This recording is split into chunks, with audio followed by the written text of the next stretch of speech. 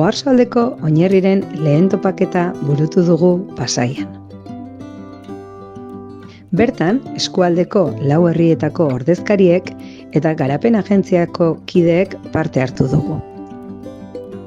Topaketaren lehen zatian, Oinarri elkarteak herri hezitzailearen inguruko hitzaldia eskaini du eta Gipuzkoako Foru Aldundiko partaidetzako teknikariek ekintza komunitarioaren markoa azaldu digute.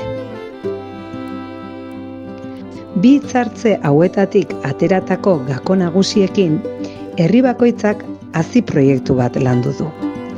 Gaur egungo abiapuntutik, proiektu hezitzaileagoa eta komunitarioagoa izateko potentzialitatea daukaten egitasmoak izan dira hazi proiektu hauek.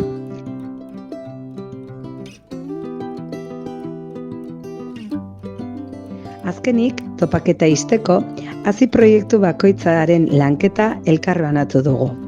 Eta eskualde mailan errepikatzen diren behar amankomunak identifikatzeko ariketa egin dugu. Hemendik aurrera, eskualde mailan behar amankomun hauek elkarrekin lantzea izango da helburua.